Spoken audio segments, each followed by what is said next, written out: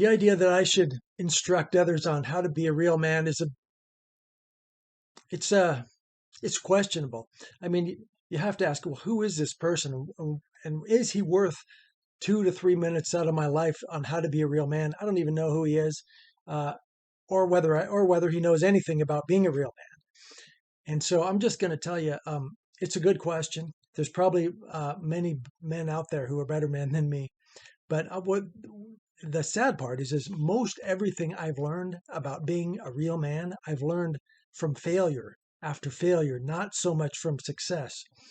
Um, so, I mean, is it really reasonable for me to ask for 2 to 3 minutes of your time on this subject? I think that's really debatable, because after all, you're talking about someone who used to be a lumberjack out in the woods for 8 years, with a maul and an axe and a chainsaw in the rain, and then or off in some ship as a deckhand.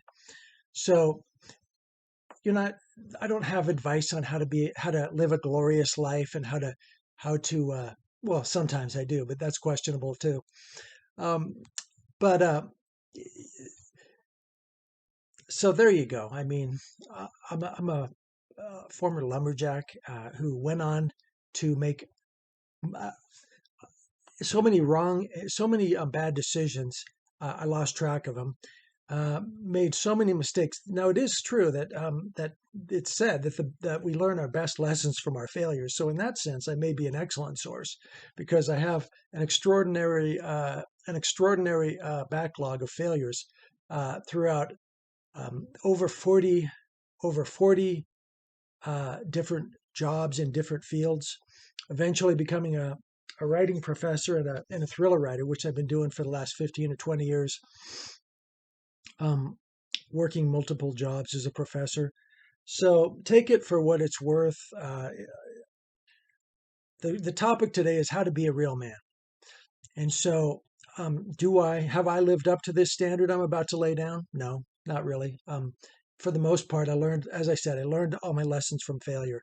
So they do stick, and they have stuck, and I certainly have learned a few lessons. But let's talk a little bit about it. If you still want to stick around for another minute or two, um, we need more masculinity, absolutely, in our society. Our society is in a sad state. We need more masculinity. I'm not saying, well, let's say what I'm not. What do I mean? I don't mean rudeness. I don't suggest we need any rudeness. Rude behavior is an embarrassment. It's an embarrassment to the person who does it, and it's an embarrassment to everybody else. So that's not what I'm talking about. I don't mean abuse.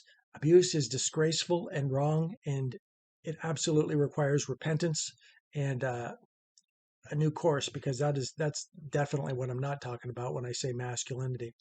That's not even masculinity. That's just sad.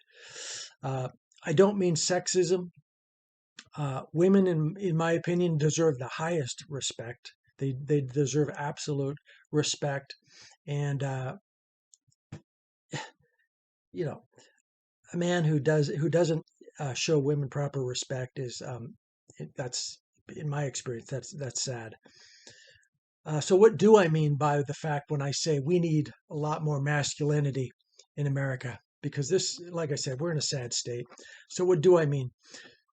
Do your duty with firmness and respect.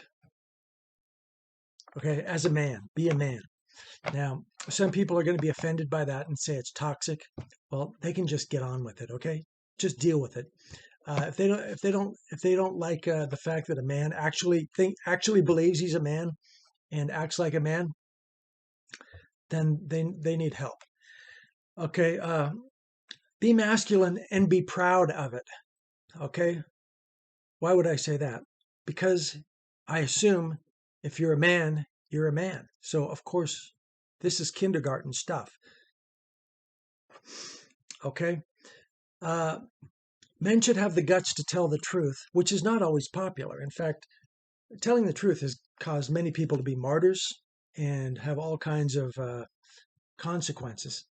But there are when it's important, and just as a general rule, We need to tell the truth because a liar is not a real man, and it's not masculine to be a liar. It's feminine and cowardly to be a liar. So we need to be more masculine. We need more masculinity in America because this country has like a cloud of femininity that's come over it, coming from it's top down. It's engineered from top down through our schools and through social media as a result. And so we need more masculinity. Men should have the guts to tell the truth. And when they fall down, as I have too many times to count, uh, we need to get back up and fight on. We need to adapt and fight on and fight on and fight on and never, ever, ever complain. Now, sadly to say, I can't say I've lived up to that, but I certainly try to do my best. I certainly try to, and if I don't, if I do complain, I consider it. I hold myself accountable for it. It's unacceptable. Whining is totally unacceptable, and anyone who does it as a man should be ashamed, and he better change, in my opinion. Woke is weak. Okay, woke is weak. Get an education. Learn the basics of what's going on. Be loyal. That should speak for itself.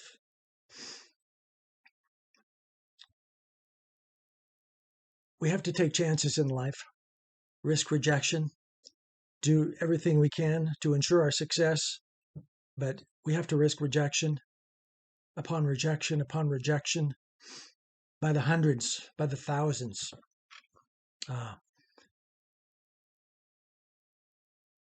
Be tough in the face of adversity. Many people tried to silence Jesus, but he didn't wilt away like a snowflake and go away. He kept on in the face of horrific resistance to the point of crucifying him on the cross, but he never backed down. He never whined. He never complained. He never had a second where he said, I'm gonna back down. He never backed down. Jesus Christ is the toughest man who ever lived, and if you want to know what a real man is, just take a look at Jesus Christ. Nobody was tougher than Jesus Christ. No MMA fighter comes close. No Navy SEAL comes close. No boxer or Marine comes close. These people are, and the rest of us are all wimps next to Jesus Christ.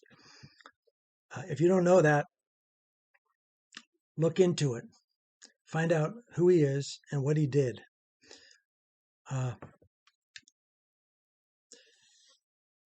Open the door. If he knocks on your door, open it. Be humble. Arrogance is not masculinity.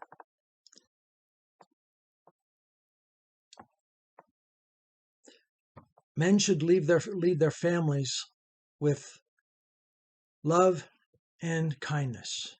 And what do I mean by that? I'm going to just turn to Paul